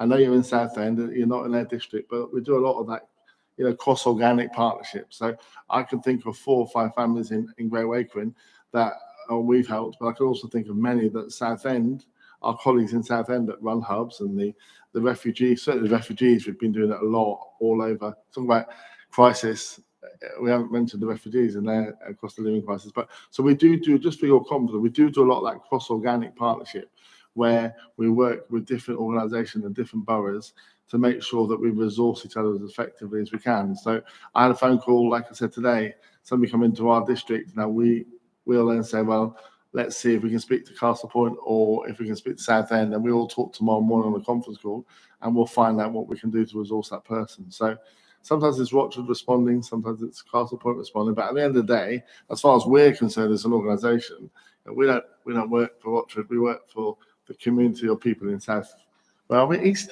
I'm sorry, I'm not a local boy. South East Essex. So I hope that will give you confidence. But we do have statistics which we can't openly tell you every story. But I just want to give you confidence that it is a bit far away, but there's people who are being looked after. Thank you, Scott. And I know of the families who go and use the Ark in Shrewsbury. And perhaps you can help our staff with updating perhaps that list of food banks, whether they're within the district or outside.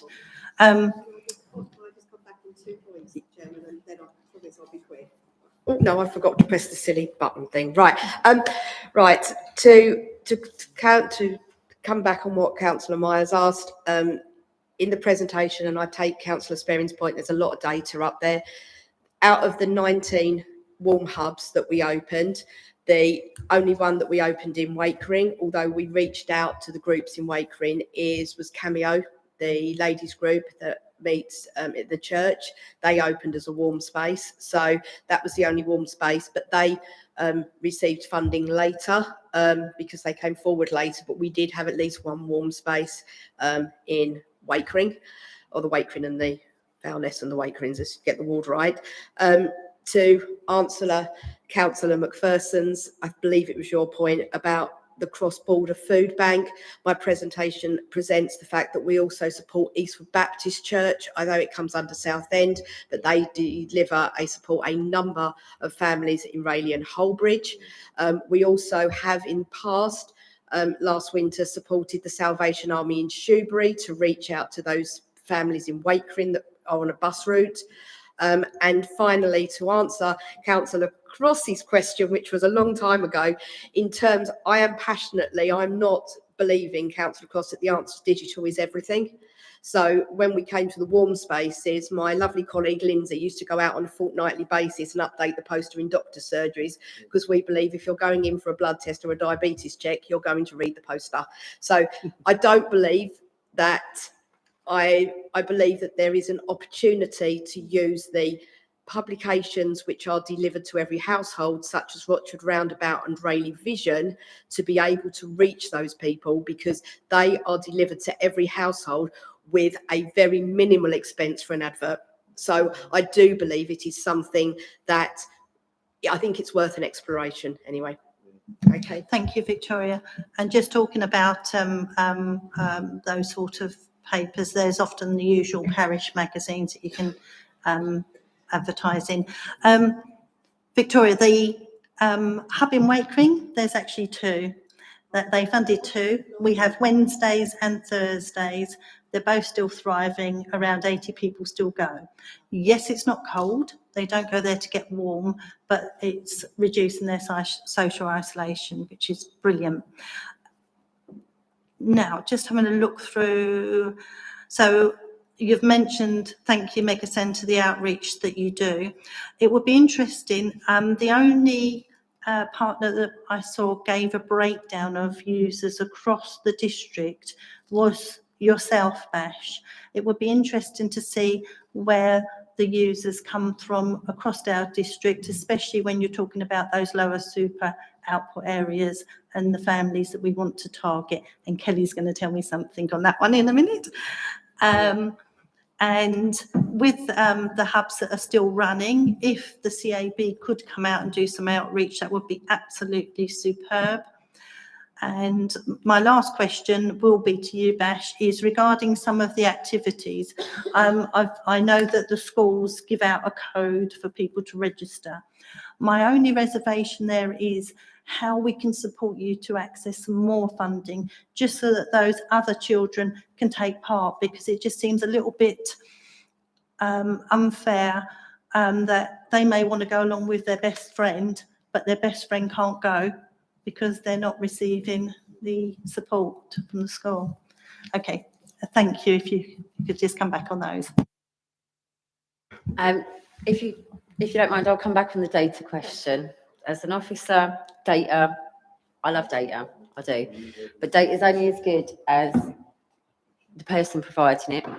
And what I have to say, particularly in terms of cost of living data, quite often people don't want to provide information. It's an added pressure for a charity or an organisation. We know there's more food banks. They don't want to tell us what their numbers are. They don't need to take that time out. So when you're talking about voluntary sector, district level organisations, they do it well, they do it on their own. We found that in COVID. So the data that we collect is reflective. So if we can't actually get just the bare basics data around food banks, for example, how many packages are being given out across the board, they're not going to go and collect data on who they're giving it to, when they're giving it to, how many times they've given it to.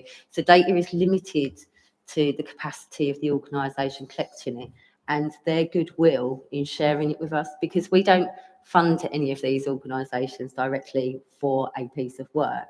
So actually the collection and the delivery of the data to us is also done on goodwill. So it's a delicate question, and that's why we try to mix up the quantitative, the solid data, with some of the qualitative and the stories that you hear. And finally, just from Bash, Yeah, on well, that we're last talking one, to if get, that's okay. we work, obviously in the main centre, we work in partnership with BAS. We've got a school holiday clubs happening at Mega Centre. So just our point is, when we work with an organisation like Active Essex, so there's two charities working together. So, let's call him Fred. Fred comes to the Mega Centre because he gets free school meals, but Fred wants to bring his best mate Ben. Then what we do is we communicate with that, and then the Mega Centre will sponsor the child called Fred to go with his best mate Charlie. So that does happen. But obviously, Baz will tell you that there's still lack of funding. But where that's possible, we try and make that happen by us resourcing it as a charity, and then them resourcing it as a charity as well. Thank you. I think I can let you off, Bash, because that answers it perfectly. Bash. Well, they still need money, he says. Yeah, without being completely rude, I think this is a great partnership work with Scott. They're able to leverage some funding to part fund it, but that's not happening at every club. Not every club. So there is a call for action. If there is budget, we will happily deliver what you're asking with anyone else out of that 15%. We clearly know there's a need. We're very limited to finances. It comes down from the Department for Education. It's based on free school meals. That's what we deliver. That's what we have, unfortunately. So if there was anything, we would happily support that and ensure that the funding was used for the right criteria. Thank you. On behalf of the whole committee, thank you so much for coming in tonight. It has been really enlightening on around your work. I think we'd like to have these guests back if they're willing to come back, perhaps, you know, in a year's time or 6 months or something. So members, there is just for this item 6 to be noted. Is that noted, members? Thank you. Thank you so much for coming along this evening. We can't thank you enough. Thank you all. Members, would you all like a 5-minute comfort break? Yeah.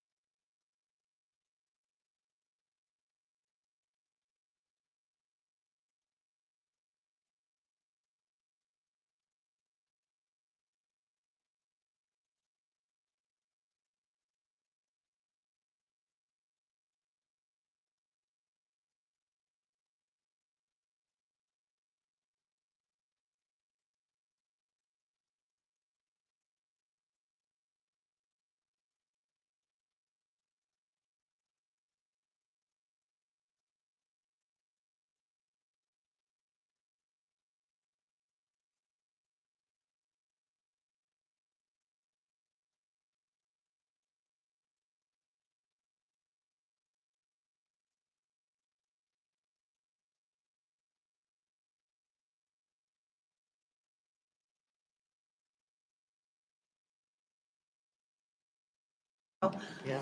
Members, if you could take your seats, that'd be wonderful, thank you. But then, you know, you've got to put a similar problem in the team because that's, you know, recommending it to exec, isn't it? Yeah, but when's the next exec? Well, they'll both be going to. We didn't.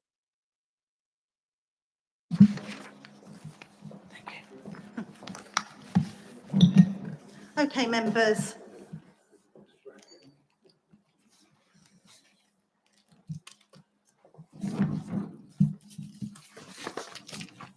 Okay, item 7, the cost of living payments to residents.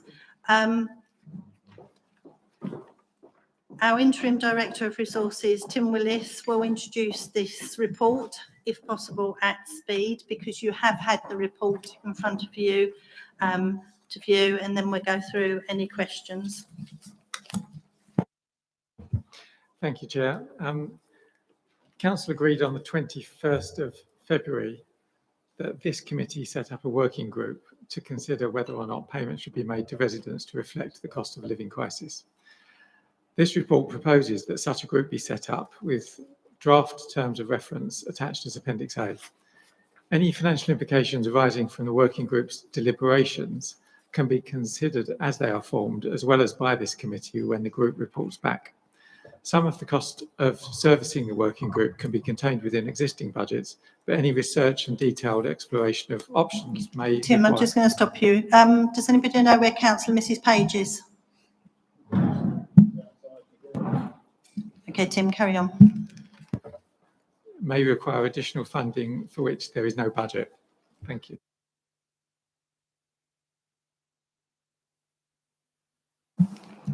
Right, members, what we're looking for here is we're going to nominate members for a working group. The suggested number is 5. Now, what I would like to say is that we are going to look to make a couple more working groups. So think carefully if this is one that you would like to be on. If you would like to be a member of this working group, please raise your hand.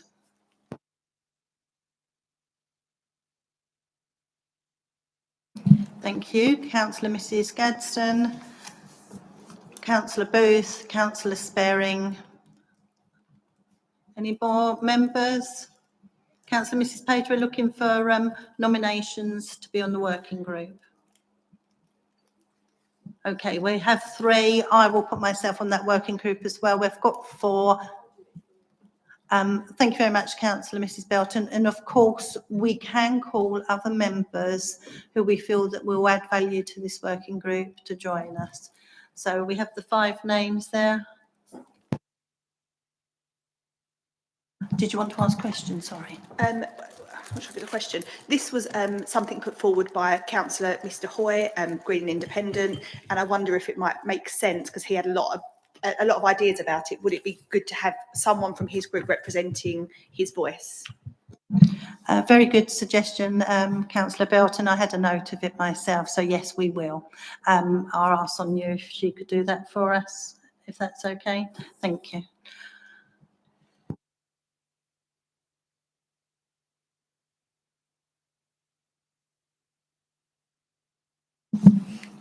So, members, that's the recommendation. We have the names for the working group. We would like for that working group to be able to feed back to this committee at the September meeting. Thank you.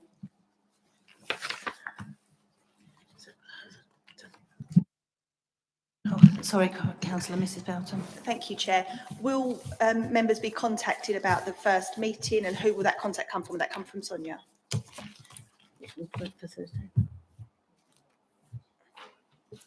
The members of the working group are Councillors Mrs Belton, Mrs Gadsden, Councillor Sparing, Councillor Booth and Councillor Macpherson.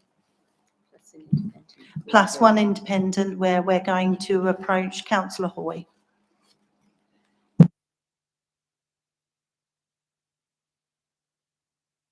Sonia will email all those members of the working group. Thank you, members. Agenda item 8, One Team Transformation Programme. Our Strategic Officer, Greg Campbell, will introduce this report. Thank you, Chair. I'll be as quick as I can, which, because you've had the report before you to read. This is Q1 of year 2 of the One Team Programme Service Reviews. Just to give a quick update, HR, as you can see, and communications have gone through the process consultation and have employed. We've got risk management and emergency planning at the moment out to consultation, and customer contact and procurement will be before the programme board later, yet we're in July, later this month. All other service reviews are progressing. We've moved into phase 2. As you can see on the list, there are a number of areas that are going through the process. They're spread out over the next 3 to 4 months. And we have learnt as we've gone along, we've discussed it with staff, how they've progressed, and we've made some changes to make sure it's a slicker process, and we're getting better at it as we move along. We continue with that. We work with the staff to make sure that they're on board with the journey that we're taking as well. Happy to take any questions. Thank you, Greg. Members, questions. Councillor Mrs. Belton. Thank you. Sorry, I'm not sure how to point to the paper on it because it's sort of to do with the phasing and also the risk report. Would you like to find your place? Because I know Councillor Booth has a question.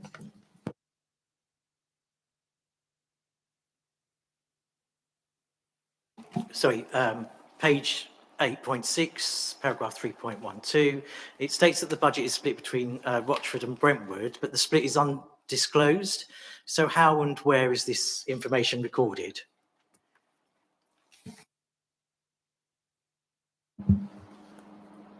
Sorry, just could I confirm? It was 8.6, 3.12. Oh, 3.12. Yeah, sorry.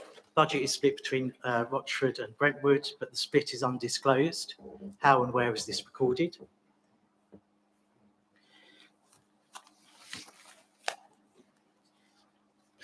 The split, the budget is provided by both authorities. It's a 50-50 budget that was provided at the start of the process.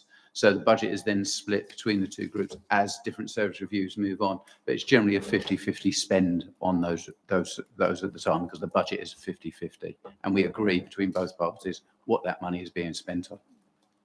Does that answer your question, Councillor Booth? Yes, thank you. Okay. Councillor Mrs. Belton. Thank you for giving me that few seconds. So a couple of things. Page 8.9, the table. This is really useful to see in this format so that we can assess the risk in a more visual way. And I'm pleased to hear that we have the new leadership has supported the One Team, so that risk has now reduced because that obviously was a huge risk potentially had things needed to have changed. And then sort of on the point of risk, page 8.2, point 3.2, the table on human resources and resourcing. We still have a number of interim directors within the One Team set up. And is there a plan and a timescale in place to ensure that we aren't left without vital team members that could then again increase the One Team risk? Thank you, Councillor Belton. There is a plan in place with the interim directors that we have at the moment. So they're already being spoken to, and there is a succession plan on what's going to happen. So there is an interim director that we've made an approach to, who's staying on longer, just to make sure that we're covering the risk that we need to, who isn't sitting too far from me. And there are other two directors that have stepped up at the moment who are filling the place, and we're reviewing that process as it goes along to see where we come out to. But there is a timescale to it as well. Thank you. Does that answer your question, Councillor Mrs. Belton? Thank you. Councillor Ward. Thank you, Chairman. Yeah, this is on page 8.9. It's actually the appendix. Just wanted some clarification on the risk owners. We've just got initials there. It would be useful to know who they are and identify them if there was a code somewhere so that we could know that. That would be very helpful. Thank you. Fair point. Thank you. Yeah. Thank you. Any other members indicating before I follow up with a couple of questions? No? Okay.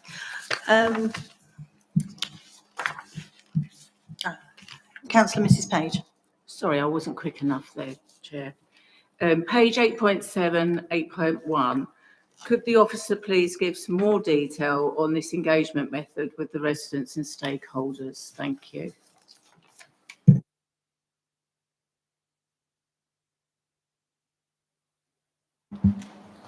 Sorry, 8.7. Page 8.7. Oh, sorry. Yep. Yeah. Sorry, member. Yeah, so when we first reported that we would be going to members public, once we've done a few more reviews, because there wasn't any point at the start, we will be putting something in place. Hopefully we'll be using, not hopefully, I shouldn't say hopefully, we will be using something called Engagement HQ, which is a product that Luke McKenzie from the digital team is bringing into place, which is a consultation process so that we can engage in different methods with the public. So we're looking at that and how that will be and how that will work. Thank you. That may be through polls or through general questionnaires and consultation. Thank you. Does that answer your question, Councillor Mrs. Page? Yeah, I think so, yeah. Thank you. Greg, just in general regarding the report, while it's good to see savings are being made, what is the impact of these savings on our service delivery and how is this being monitored? So all service reviews do not seek to have any negative impact. In fact, they're there to create resiliency and continuity and improve where we can in the services. That's what they were set up to do. So anything that would have a negative impact would be brought back before members, but that is not happening because we're not setting that up to happen. And part B of the question, apologies. Oh, how's it being monitored? So what we will be doing is making sure that performance measures are set up. It has been recently identified by the auditors who went through and said there's actually nothing in the business case that we've set up that identifies the performance coming out the other side. So we are adding that to the business case. So we're making sure that that is recorded. An oversight on our part, we're making sure that it's now recorded. So we'll have performance measures to make sure that whatever we say certainly doesn't get any worse, but hopefully we'll see some improvement or at least stay the same. Thank you. Members, any other questions? I can see nobody indicating. So, members, there are two recommendations set out at page 8.1 of the report. The first is that the committee notes the progress of the One Team Transformation Programme. Is that noted, members? And the second, that the committee makes any recommendations to the executive for consideration. There have been no further recommendations made. Thank you very much, members.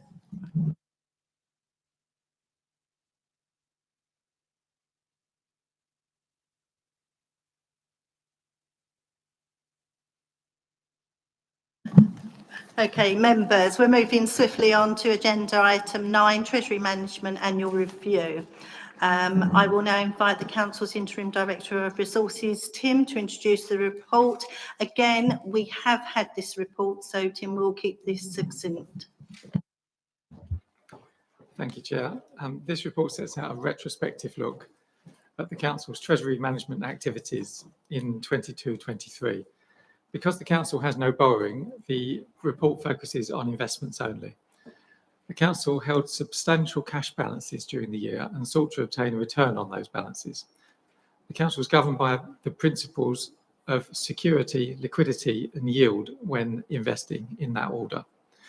The increased interest rates during the year enabled us to earn interest of £544,000 last year, compared to only £30,000 the year before. Happy to answer any questions. Thank you. Members, Councillor Milne. Yeah, just one question, because this is a retrospective look and it's quite nice to see this income coming in. With a view to the fact that the government is now pressuring the banks to actually increase their returns as part of their inflation controls, how do we look ahead on safe investments that are going to get us some more money from these instant accounts? It's easy to change those. That's all it is really. And what sort of improvement do you think we would get in return? Thanks, Chair. Yes, we do have a variety of different counterparties or institutions, banks that we can invest with. They are restricted because of the rules that we impose upon ourselves. And it's important, most important, that where we place the money is safe. Nowhere is 100% always safe, but where we invest is very safe. It has to be. So that's always going to be important. And the government agencies operate schemes which you can earn a return from, as well as from large banks, which are also available and earn competitive rates at the moment. You can get competitive rates at the moment from those too. So I don't have an issue with the government's plans to impose more regulation or an agenda regarding the major banks having an impact on our ability to earn a decent return for as long as interest rates are still relatively high. And our advisors are saying they were saying they're going to peak by about now, a few months ago, and now they're saying they're going to peak maybe towards the end of the year, and it might not even be until next year now. So, which is good news for any saver rather than a borrower at the moment. Does that answer your question, Councillor Milne? Thank you. Members, anybody else indicating to speak? So members, there is one recommendation set out at page 9.1 of the report to recommend the contents of the report to full council. All those in favour, can you please raise your hand? Thank you, members. That's unanimous.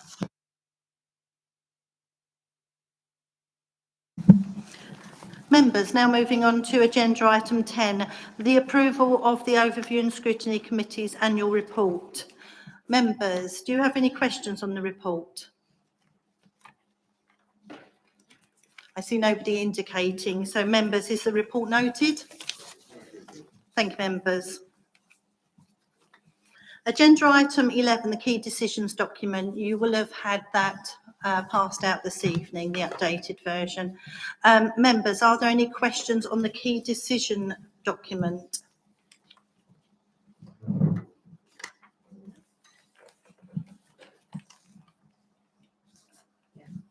I see nobody indicating. Members? Thank you. So moving forward, agenda item 12, our work plan. Members, you've got the work plan there in front of you. Now, if we look at the meeting in September, I aim to move that forward for members to note to the Wednesday, the 13th of September. That will also allow the working group set up following item 7 some time to put together their report. But also then, if you can turn to the final page, we have got some items to be scheduled onto our work plan.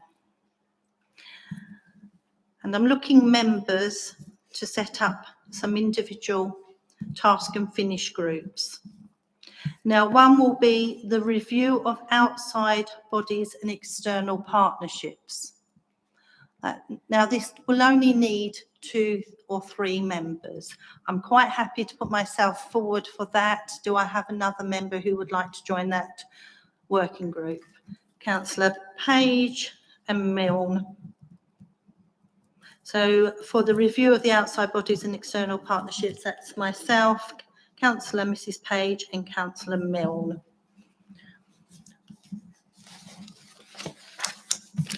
There is another working group, and it is to look at the work of the rangers, the highway rangers.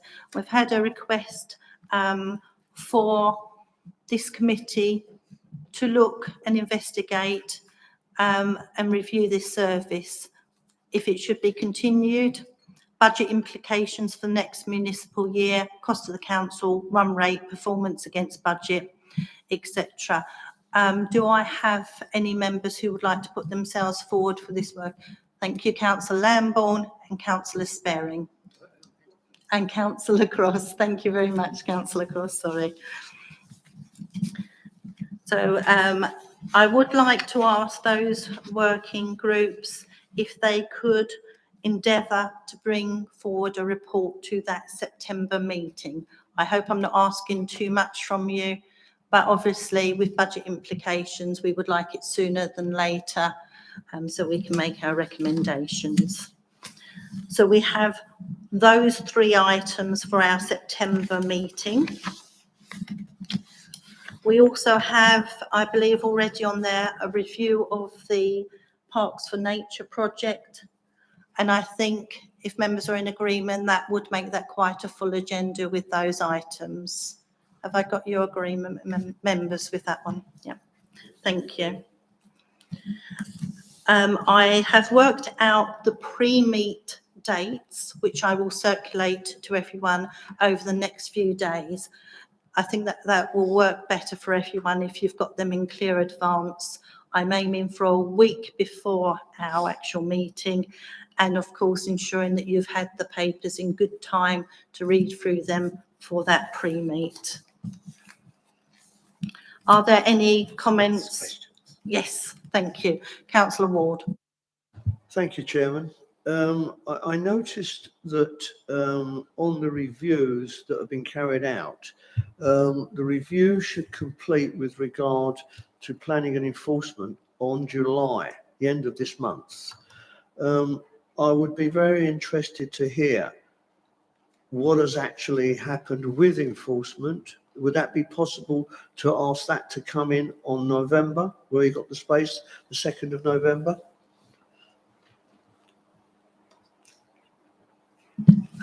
You're talking about the first item to be scheduled. Yes. So you're asking for that to come forward in November? Yes. Yeah, we can pop that down for November. Thank you. Any other members, any questions or comments? Oh, sorry. Is that agreed then, members, at the moment? And then we can review the work plan again at our next meeting.